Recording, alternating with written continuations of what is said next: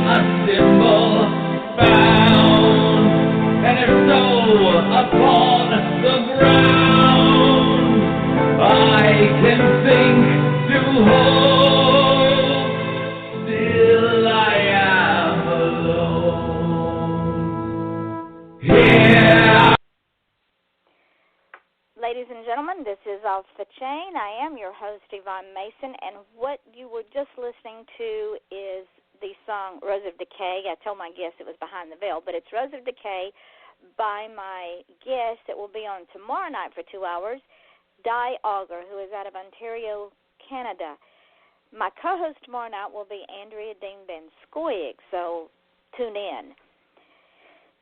And that song is very poignant that goes along with my guest tonight, and as we get into the show, you will learn why. My guest is Taylor Dawn. She's an author, a very funny woman. She writes on her bio that she began writing as an item to check off of her bucket list. Well, if writing is on her bucket list, I want to know what else is on there. She lives in the southernmost part of Illinois, right on the mighty Mississippi River. And she says she enjoys the quiet country life with her husband, her son, and the many farm animals that make up the rest of the family. But she decided that farm life was maybe just a little bit too mundane. So she started writing romance and fantasy to liven up her life a little bit. Before starting her writing career, Taylor entered the world of cosmetology. That's interesting. When she isn't writing, she can usually be found sitting around a table making people laugh, and she has made me laugh, ladies and gentlemen, more times than one. She's always wanted to be a stand-up comic, so maybe tonight we can make that dream real. She loves pulling practical jokes. She dresses up in costumes every Halloween and believes that dancing is the key to a happy life, even if you are not a good dancer. She also believes that life shouldn't be taken too seriously because, like me, she believes none of us get out alive anyway. More than anything, she is a kid at heart. She doesn't believe in bedtimes, eating everything on her plate, or just having ice cream only for dessert. Her favorite quote is by one of my favorite authors that my children grew up on, Dr. Seuss. And Dr. Seuss says, "Why fit in when you were born to stand out?"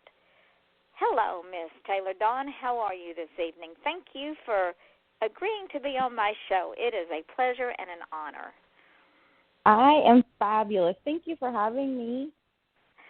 Well, we almost didn't have this show, ladies and gentlemen. I'm going to tell you why. It started out with a bang.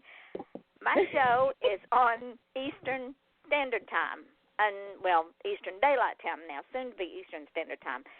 Taylor lives in Illinois, which is on Central Time, which is an hour behind me.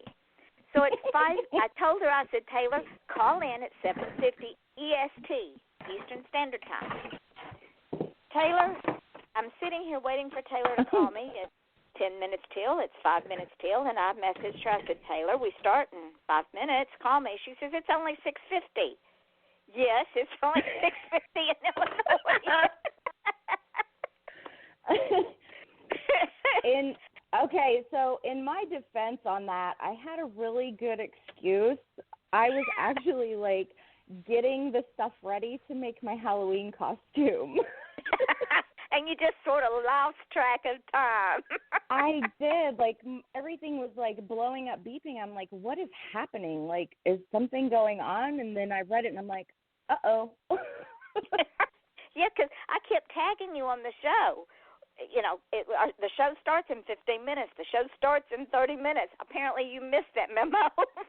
Oh, I did. The memo apparently got wadded up and burnt in a trash can somewhere because, I didn't even get it. It was one of those. It was one of those that got acid washed or bleached bit or whatever they did it with the memos. Yeah, exactly. We'll go with that story. Other than me just being completely ignorant to time zones. Well, darling, you live in an alternate reality, so time zones mean nothing to you. See? So there you go. Of course not.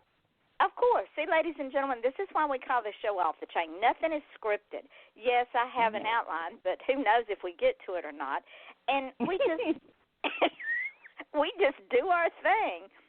But in light of all of that, because I like for my listening audience to know my guest and not just know the perception of my guest. We're all authors, musicians, artists. We all have a platform. We all put on this mask. Would you do the audience the honor and the privilege of letting them into your life a little bit and letting us know how you got to being a writer, which was on your bucket list? Tell the audience your history a little bit. Yeah, it was on my bucket list. I had always wanted to write. I tried in my early 20s, but it just didn't happen. I honestly think that I just wasn't ready at the time. So around, 32, I started writing. If we want to get into my really personal story, I'm going to try not to get emotional about it because when I talk about this next subject, I do get emotional because it was a hard time in my life. I had actually had a back injury, and, of course, the doctors prescribed narcotic painkillers. So I actually became addicted to them. I was literally taking a 30-day prescription of OxyContin in 3 days. So, I abused painkillers, but I am actually, this past July, I am now 2 years clean. It's been a journey I will never forget. I will never, ever forget detox. That was like, it was really hard because I hit points where you pray and you think, God, just take me now, because this pain is so intense that I don't think I can live through it. I don't think I can make it through. And I did make it through, and I think there was a reason for it. I'm a huge advocate for people getting clean. I'm very transparent and public about my addiction and recovery, and I have had people contact me, whether it be a reader, a fellow author, asking questions. I can't get them clean. I can give them a little bit of advice and try to be a role model, because as authors we have what I like to call, we have a celebrity, and that is a tool that we can use to make a difference. And that's all I want to do. I just want to make a difference. Let me ask you this. In this journey, and you've known me long enough to know that I judge no one, because he who is out sin, let him cast that first stone. There's been some things that have happened in my life that I didn't know if I was going to get through that rabbit hole or not. When you were addicted, did it or did it not affect your family and your friends and those around you that loved you the most? Absolutely. I actually, after I had gotten clean, I had to go back and apologize to a lot of people, because I wasn't the same person under the influence. I said a lot of things that I didn't mean. I lost friends. Family was pulling away. I literally was losing everything in my life. So I hit that point, and, it was the point where I realized what rock bottom really was. So, and I was there. But the thing is about rock bottom, you don't have to stay there. You can climb your way out of it and become a wonderful, successful human being. And I am a success story when I hear how other families are affected by drug abuse and, the lives that are lost in this country and around the world because of these substances. It hurts. It throws me back into the memories of getting clean and going through detox, and it really hurts. And it's hard to take yourself out of their story and try to just live your own life.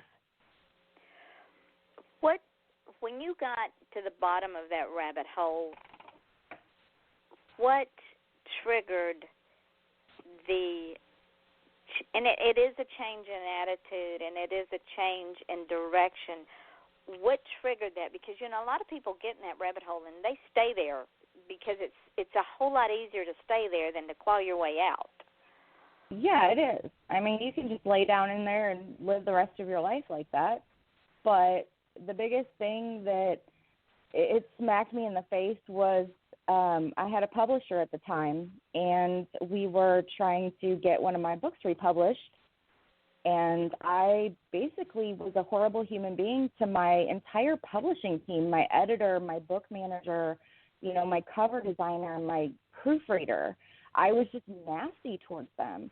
And they basically turned around and said, we're not going to do this anymore. We're not going to help you if you keep treating us like this.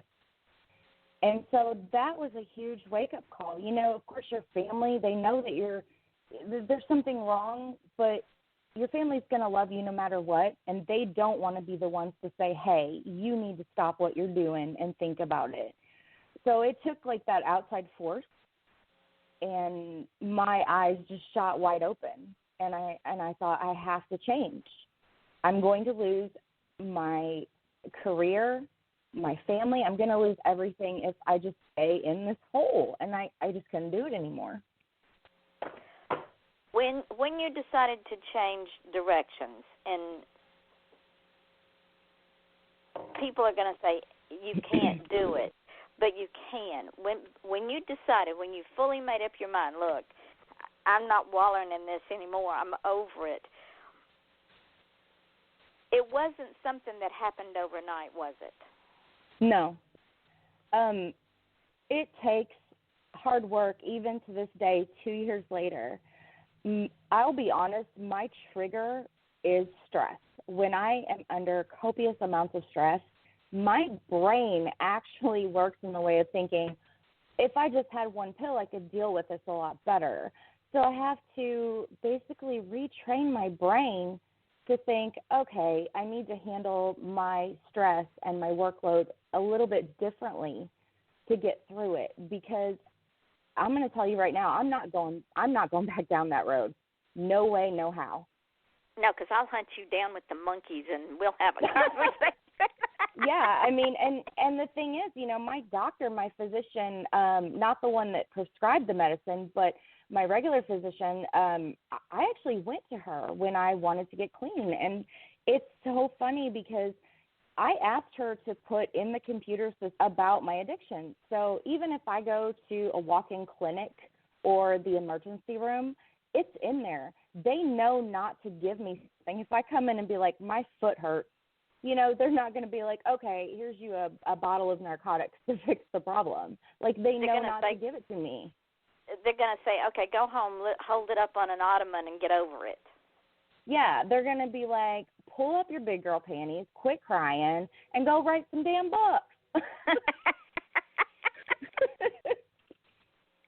Or call Yvonne and she'll say, what are you thinking? Exactly. But yeah. We can become addicted to anything. And that's what's so scary, because sometimes we trade one addiction for another. People will say, well, I don't have the self-control, or I can't. That's a self-fulfilling prophecy, don't you think? Yeah, I agree. It's all mental game is all it is. Are you going to let your brain win? Because I'm not. I'm in control. Exactly. So, you know, these people that, I just can't put, you know, this drug down, or I have to put a needle in my arm every single day and shoot up with heroin. You have a choice. You may not like, you know, what's behind door number 2, but I can tell you, you're going to walk through fire, and it's going to hurt like hell. But once you get on the other side of it, this world is so much more beautiful. Sorry, I'm getting all like teary-eyed. That's okay. Get teary-eyed, sweetheart. It's just me and you and 4,000 of our closest friends. I'm sorry, whoever's listening. I'm being like a basket case. I do get emotional about it because. But you should. Because it's important to you, and it's okay to become emotional because, number one, you are determined not to go back there, and number two, you want to leave something out there to be an inspiration to someone else to say, well, if Miss Thing over here can do it, I know I can do it. Yeah. I mean, that's, you know, from the first time I started writing books 4 years ago, you can ask any of my closest friends. What I told them was, all I want to do is inspire people. I am from a tiny little town in southern Illinois. I mean, we have a post office, and that's about it. And that closes at noon, so that maybe gives you a little bit of insight to, like, where I live. So, you know, and I want people to know it doesn't matter who you are. It doesn't matter what your background is, whether you're, you know, a millionaire or in poverty. Whatever you set your mind to, you can do. You just have to work hard and bust your ass to get it done.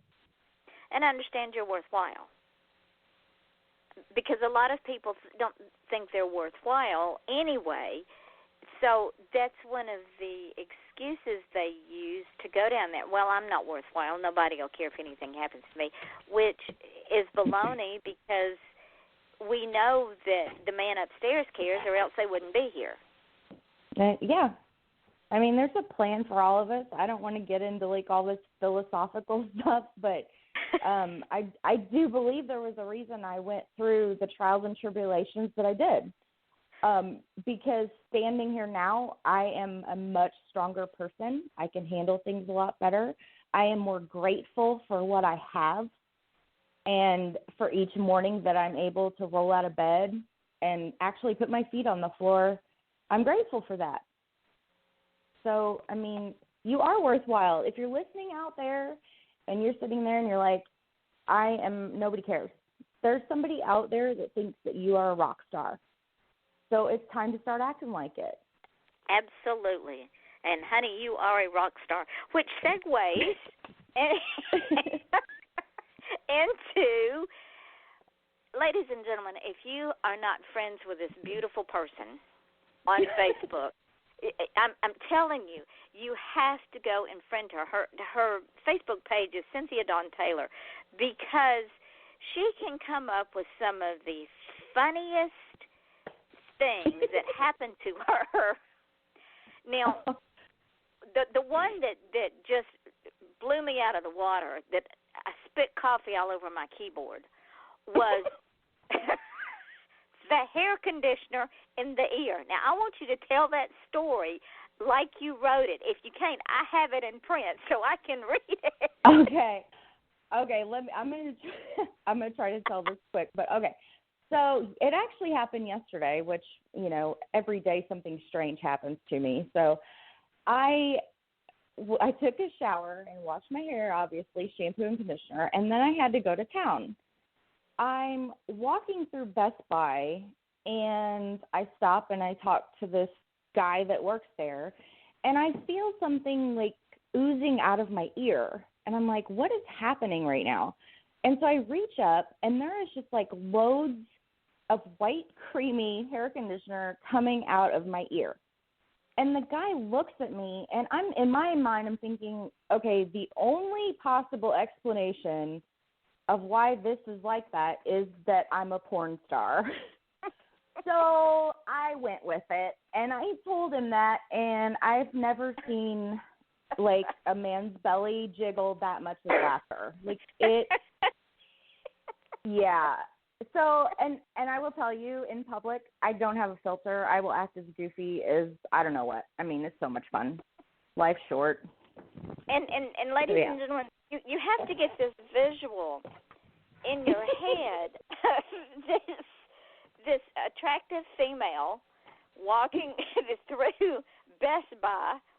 Now, Best Buy is kind of a mid-scale computer store. You don't go in there with your pants down to your knees and your hair in rollers. It's not Walmart, ladies and gentlemen. I mean, it costs big bucks to buy in Best Buy. Yeah. And you have this beautiful woman dressed neatly with white stuff oozing out of her ear. And the best she can come up with is, I'm a porn star. I mean, if I could have thought about it a little bit more, I'm sure there were other explanations. But, like, my brain works on a loop to where it tries to make everything hysterical. So, like, it just any situation, I can usually make a joke out of it. So, yeah, to that man, I was a porn star. I'm probably going to, like, pick another Best Buy to go to next time. No, what you do is you go to the same one, and the next time you go in a princess gown and a tiara. There you go. Because you know I have a collection of tiaras, right? Right. So you wear your tiara. Yeah, of course. And you can tell them that you're the tooth fairy or something. Or they're fairy godmothers. Yeah. Let's keep their minds off the fact that there's like white stuff oozing from my ear. Yeah. Ladies and gentlemen, it gets better.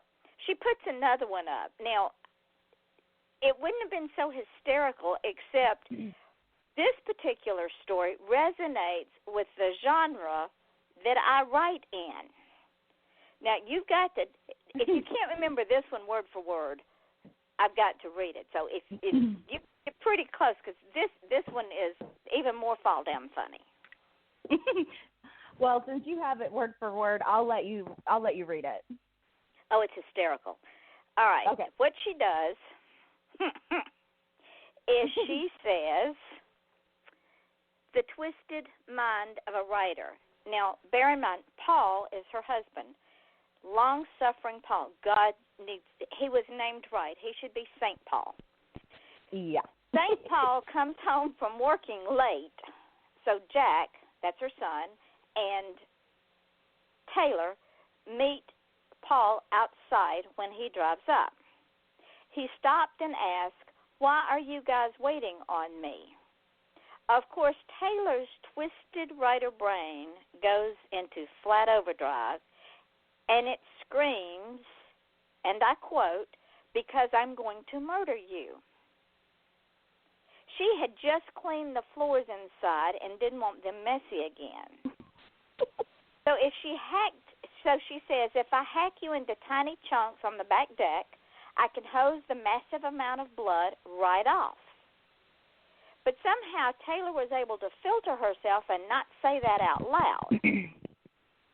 She says maybe she's getting wiser with age, but yet she's contemplating this as she's holding her freshly sharpened axe. Okay, now bear in mind, I don't write books like that, but seriously, like, the brain of a writer is always thinking up crazy scenarios. Yep. And so usually I just, like, blurt them out. But like I said, somehow I was able to filter that because I'm sure he would have been like, I'm going to stay at a hotel for the night until you calm the hell down. But he's pretty used to my craziness. Let's just say that. Now, ladies and gentlemen, especially you mothers, if you take your children to school, you're going to appreciate this. And these are, I couldn't pick one, so I picked several because they are just so fall down funny, because I can relate to this one. Tell the audience about the worst morning fear that you have. Okay, so I take my son to school in the morning, and I literally have to pull, like, right up in front of the school. Now, my worst fear in the morning is that another parent is going to want to stop and talk to me and be like, "Hey, how are you?" And that is such a fear because, like, I'm usually in my pajamas, and I'm not wearing a bra.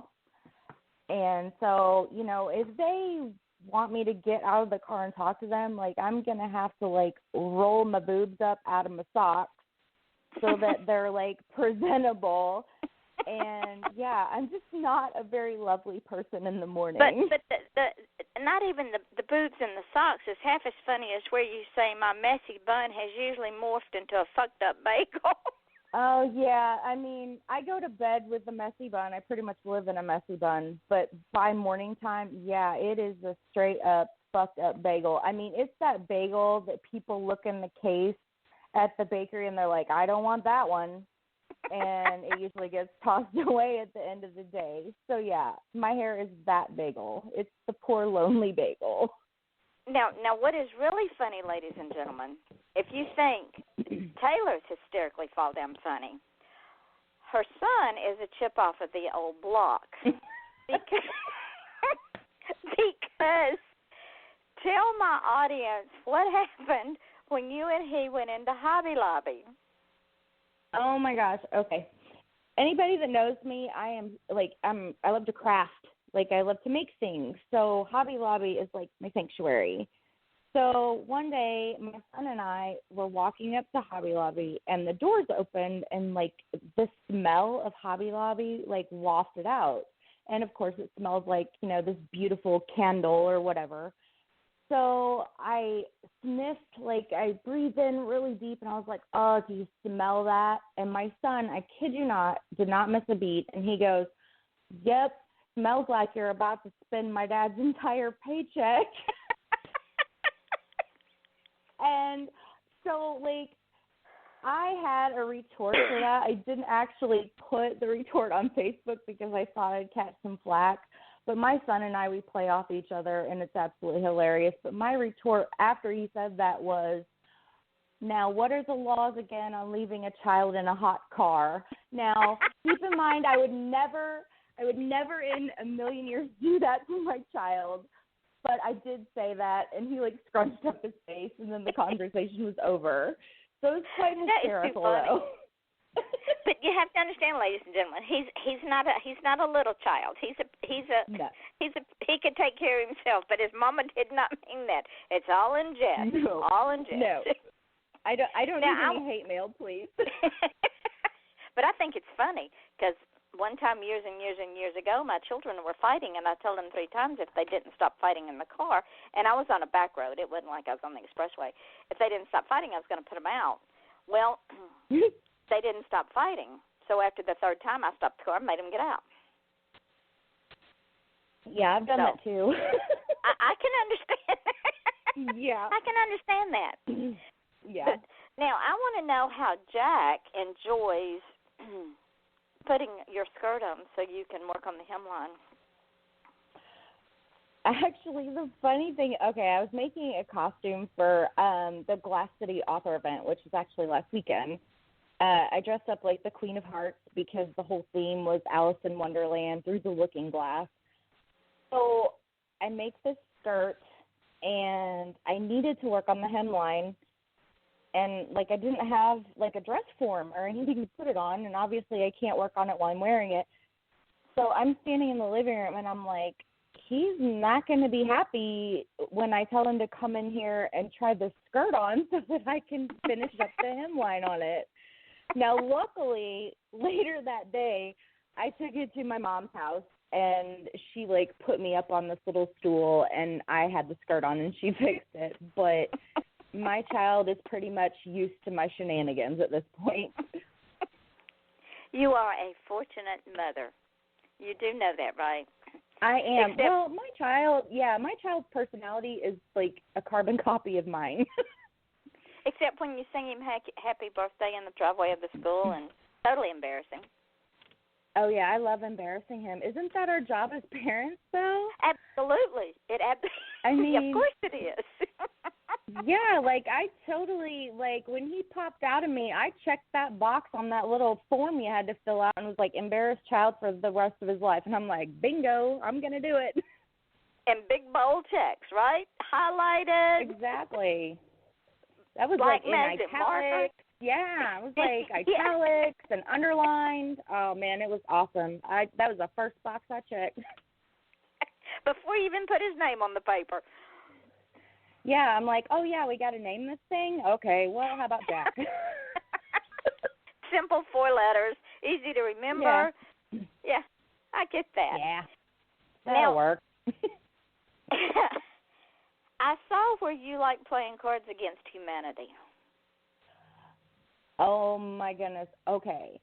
I was actually introduced to that game at the Glass City author event last weekend. I had never played it before. I had heard of it. It's an awesome game. But it is awesome, but that game will make you feel like a terrible human being. Not really. Like, you had enough to drink it. That it's hysterical. Oh, I know. Well, and I was completely sober, and I was sitting there feeling really bad about myself, and I was like, I need to go, like, pray or, like, apologize to somebody. I'm like, I don't know what's happening here. But it's an addiction. There we are with the addiction thing. That game is so funny, and the more people that you have playing it, the funnier it gets. Oh, man, I tell you what, I want that game. It is so much fun. It might be better when you're drinking, though, because then I wouldn't have to feel bad about myself. Just know it's a silly game. Nothing personal. Nothing personal at all. Yeah. Let's talk about your books a little bit. Okay. You are into, let me see if I can find it, because like I said, it's not scripted, but I have some notes. You were into romance. Yes. And fantasy. Mm-hmm. Why? Well, the romance portion isn't just straight romance. I am a writer of the dirty, naughty romance. It's not erotica. But it is bordering on. There is an actual story. It's not just porn with no plot. So, yeah. And I think I chose to start writing that because I love to read it. And it was one of those things where I kind of ran out of books to read, and I'm like, well, it's time to start writing my own. So I did. Then the fantasy portion, I released a book called Saving London last year in June. This book was actually written for my niece. When I first started writing, she had asked me to write a book that she could read. So I basically went off of, like, everything I knew, and I wrote this amazing, like, 100 and some odd thousand word story that was completely clean. It had no cursing, no sex, no romance. I mean, but even taking that out, you still have the humor, the adventure, the fantasy, the hint of paranormal. So it was definitely a strange experience for me, I guess I could say, because it wasn't the norm. It was me completely climbing out of my little romance box, and I'm like, okay, I'm going to do something different, which I actually recommend that to authors. You know, don't just stay in your comfy little box all the time. Try something else. It might work and it might not work, but you don't know until you put those words on paper. Exactly. You've seen my book. I write everything from true crime to comedy to horror to whatever suits my fancy at the time. Whichever voice is screaming the loudest, that's what I write about. Yeah. But me too. You know what it does? It's the same thing as when we put ourselves in a box reading the same genre. Mm-hmm. We forget about all the other books out there that are full of information, and we stifle our mind. Exactly. Same thing with writing. When we stick with one genre, we stifle our creative ability, and pretty soon it gets boring. Yeah, you're just writing the same thing over and over again with different character names and maybe switching towns. But if you go back and read all those books, you're like, oh, I just wrote the same book over and over again. Yay. And sadly, a lot of mainstream authors do that because they're under the gun by the big six, and they're not allowed to do their creative ability. Now, with the exception of Tim Dorsey. Tim Dorsey never bores me. I don't know if you've ever read him or not, but he never bores me. He is a lot like you. Oh, he's hysterical. His main character is Serge Storm, and his sidekick is Coleman, who is a pot-smoking, beer-drinking hippie. Nice. And, Serge is a serial killer, but Serge only kills people that need to be killed. He saves the innocents, but he does vigilante justice.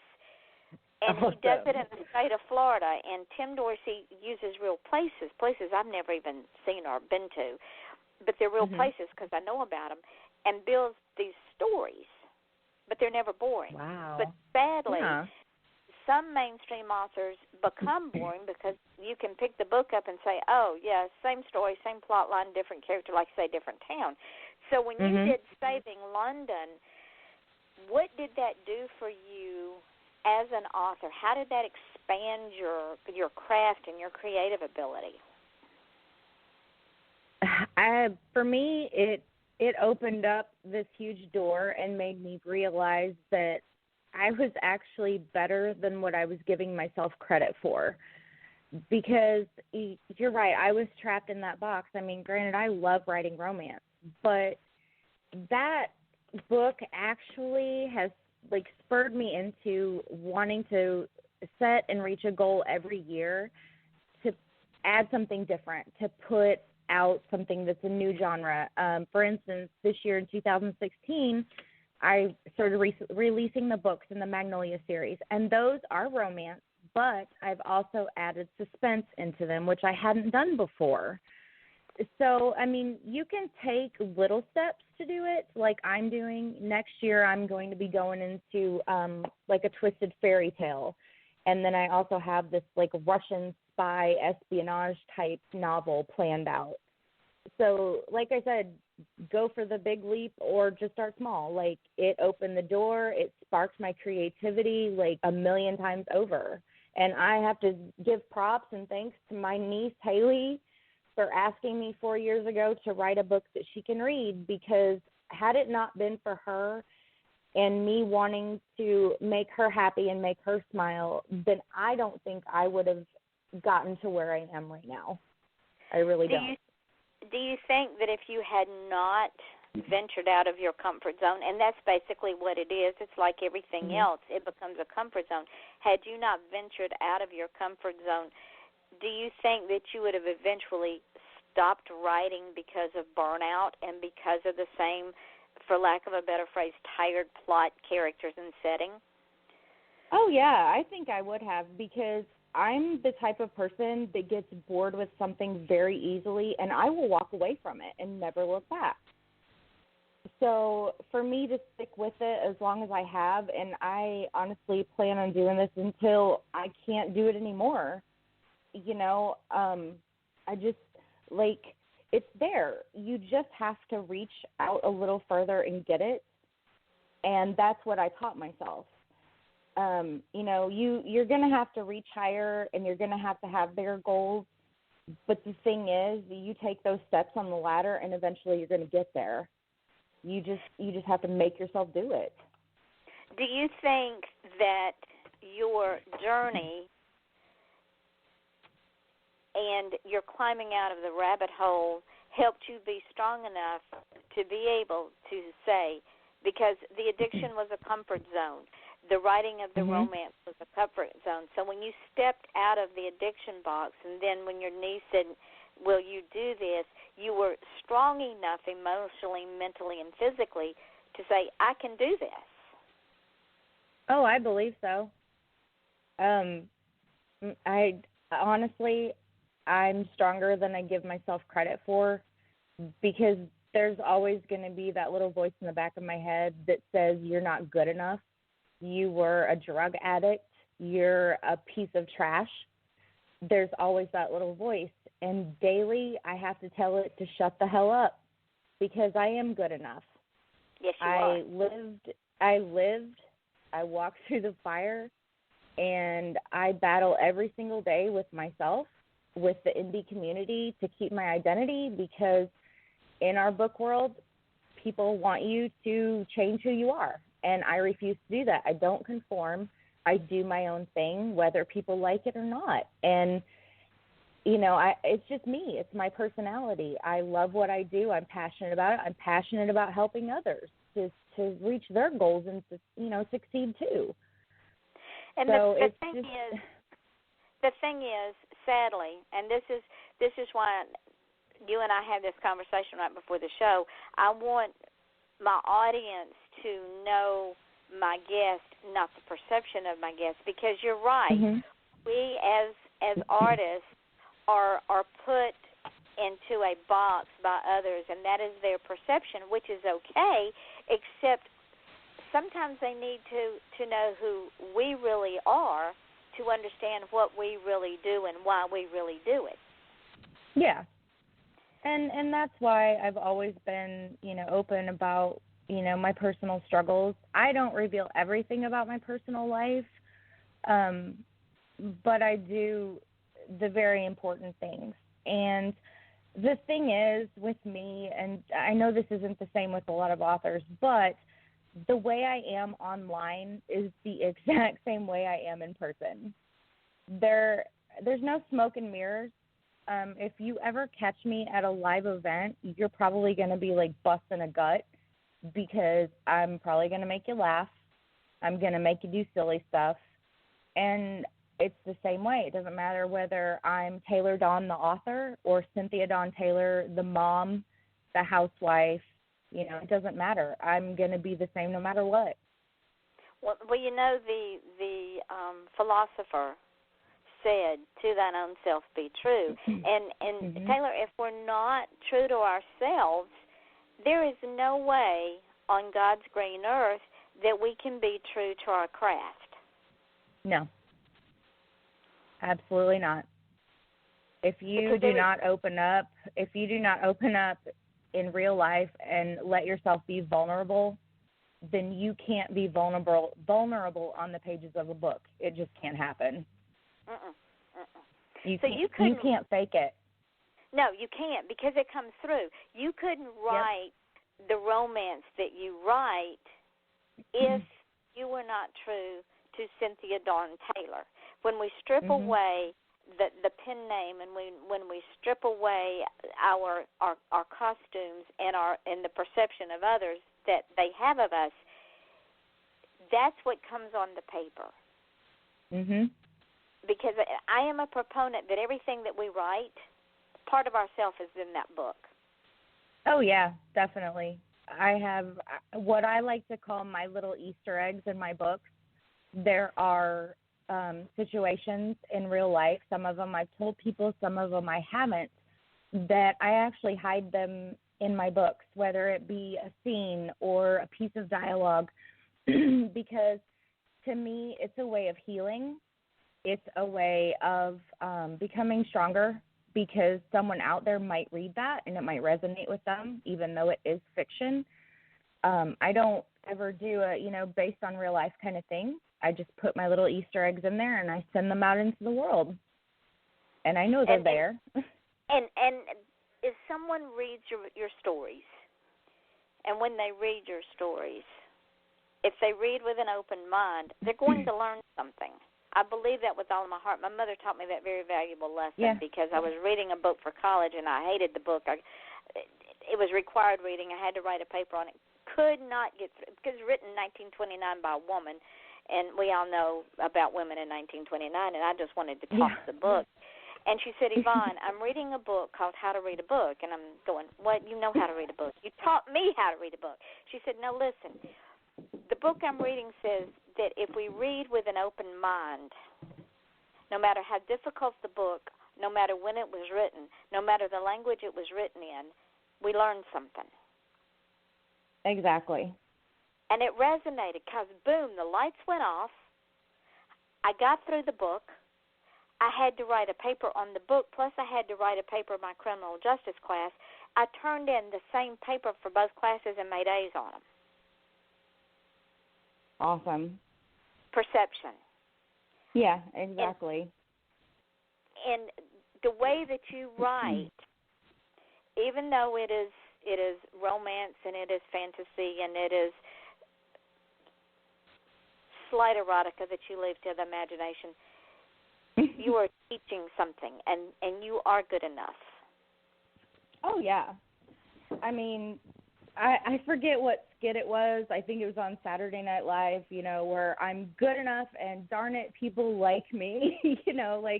I literally have to tell myself that sometimes because I struggle with it. We all struggle with confidence. Yes, I am a very confident person, but still there's that tiny little voice that is always going to tell you that you're not good enough. And you need to pull it out, look it in the eyes, and say, shut the fuck up. I'm going to do this, and you're going to stay back there where you belong. Or I'm going to kill you off in a book. Exactly. You're going to be a character and you're going to die in a horrific way.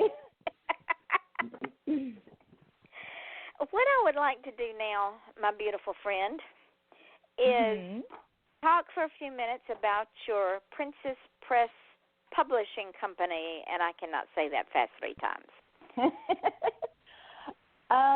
Princess Press was it was a little dream I had. I wanted to open a little publishing company.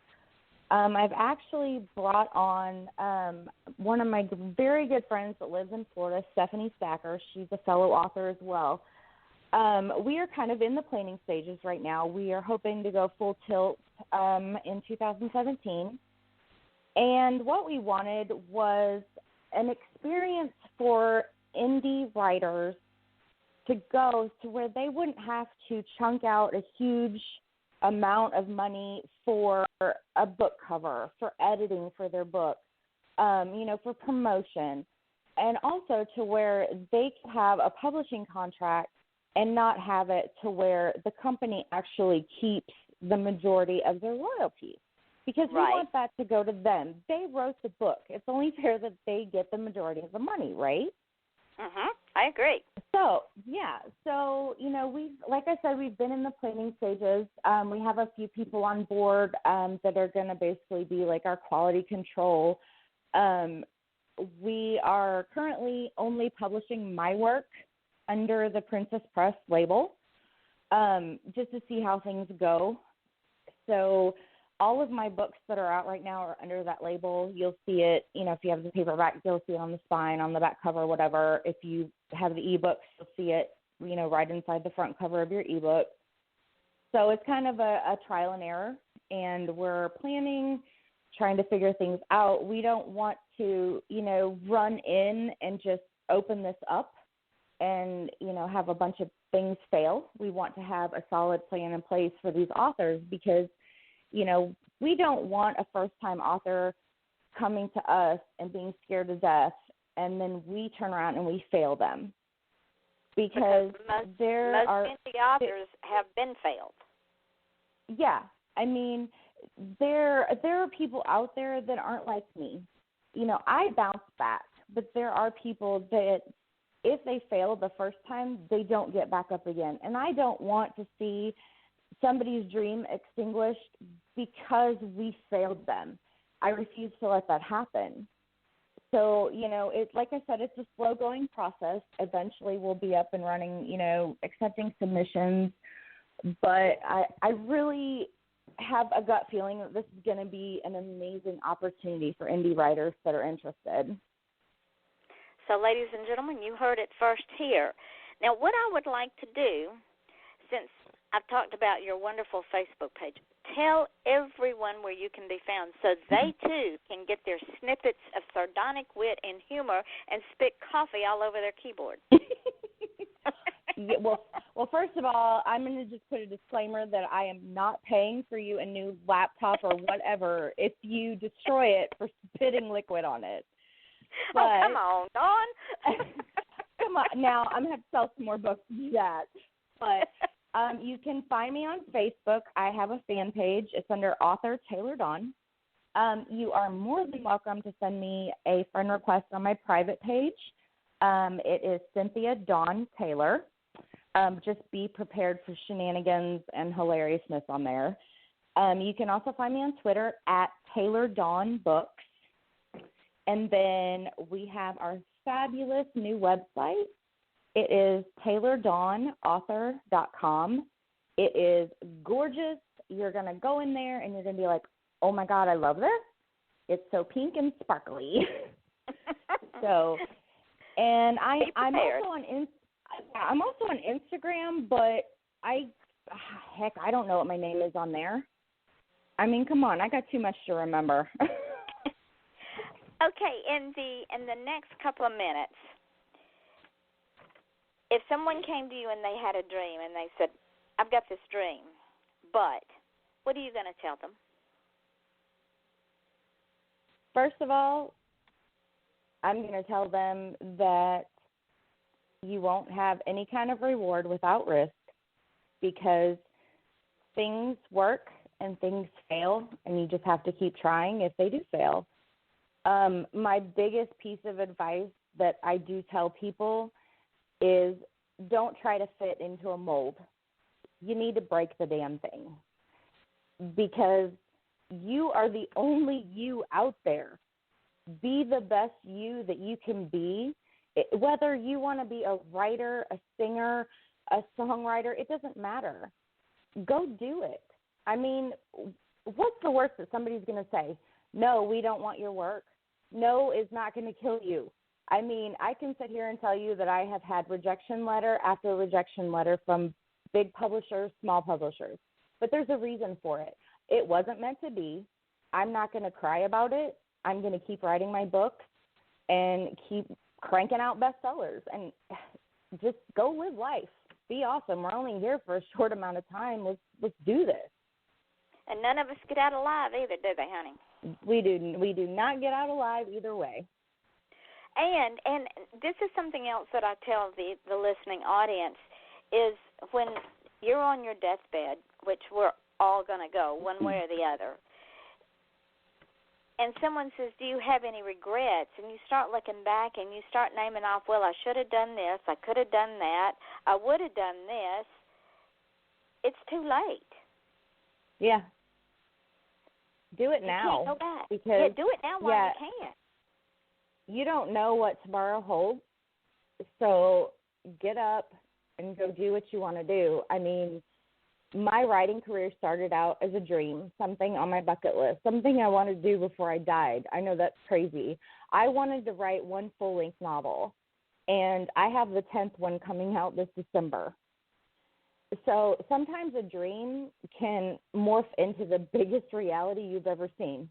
And I want to say that I'm truly blessed, and I want to thank my fans and family and readers, bloggers, everybody out there for the opportunity to let me hand you books, because without you guys, I wouldn't be able to wake up with a smile on my face every day. So thank you. And make sardonic comments. Yeah, exactly. But you're right. You're right. If we did not have a fan base, we would just be writing because we can't not write. That's the thing with artists. We can't not do our craft because we would be totally insane. Oh, yeah. Well, maybe, but we are insane. What am I talking about? We are insane. We are. But most of the best people are, as Alice would say. Exactly. I love that quote. We are all mad, but most of the best people are. Well, you see me in my Mad Hatter's hat, right? Yes, and I love it. We'll have to get you one. I know. So, ladies and gentlemen, this is what Taylor, Dawn, and I leave you with. We both have traveled a very hard and arduous journey. That being said, number one, we do not roll in self-pity. We do not blame others. Nope. We do not make excuses. What else do we not do? We don't sit in a corner and cry about it. And we don't sit in the rabbit hole. What we do is we put on our big girl panties, and if we're not there yet, we fake it till we make it. We make snide, sardonic comments because we can, and we love every minute of living. Yes. Because today is all we've got. Am I correct, Taylor? You are 1,000,000,000% correct on that. So if you've got a dream, go for the dream, because failure, number one, is not an option, and failure is not pursuing that dream. Now, if you go after that dream and for whatever reason that dream changes and you have to take a different path, you didn't fail in that original dream. You succeeded because you tried. Yep, exactly. Not trying is failing. Making excuses is failing. Sitting down and twiddling your thumbs and saying, poor pitiful me, is complete and utter failure. Yes. Because you know what? In the big picture, nobody cares anyway. Am I right? Nope. You are right. It's all on us. We have to control our own destiny. We have to control our own lives. And don't ever let somebody tell you that you cannot do something. You want to set me on fire, tell me I can't. Am I right? You're right, because when several of my friends found out that I had written my first book, I was laughed at. And I decided that I was going to show them. I was going to show them exactly what I was made of, and I did it. See? It's all in perception, ladies and gentlemen. It is all in believing. And again, if you're not there yet, you fake it. You fake it until you absolutely make it, because you will make it. We are getting down on time, and before we get down, I want to say thank you for the honor, the privilege, the honesty, the brevity, the fun that we've had tonight. And I'm bringing you back next year, Miss Taylor, so don't go away after the show, because we're going to talk a minute. Tomorrow night, ladies and gentlemen, on Off the Chain, with me as your host, Yvonne Mason, my guest will be Di Auger. He is an amazing musician out of Ontario, Canada, and I will have my co-host, who is also a former author. Her name is Andrea Dean Van Scoyoc. She's also known as the Bohemian Celt. It will be 2 hours of really off-the-chain stuff. I have no idea where this show will go. So if you want to know, you're just going to have to show up, tune in, and listen. And we might have a call-in number for you. I've cut the call-in number out for a time because I have a stalker, which I have arrived. Nice. So, ladies and gentlemen, it has been a wonderful, wonderful evening, and I am so blessed to have Taylor Dawn in my life. She is such a blessing. She lifts me up on days when the days are not so good, and she makes all the time. So until tomorrow night at 8 o'clock Eastern Standard Time, we will see you at Off the Chain. So, Miss Taylor, thank you, honey, so much. Thank you for having me. It was a blast. Same here. I hope you had as much fun as I did. I did. Thank you so much for having me. It was awesome. All right. What I'm going to do is when I get back to my desk, now, this show is going to go into archives. It's immediately going to go into iTunes, into Stitcher. And then once it goes into archives and downloads, I'm going to start uploading it on all my podcasts, and I will put them on my page and tag you in them. And my gift to you as my guest is you take the download and you use it on your page, you use it on your blog, you use it anywhere you want to. The entire show, pieces of the show, whatever you want to do, it is yours to do with as you choose. Thank you. I appreciate that. You're quite welcome, and I will set you up for next year and Yay. keep those cards and letters coming in because we've had so much fun. Definitely. Thank Yay. you, darling, and I will talk to you later on. Alrighty. Bye-bye. Bye.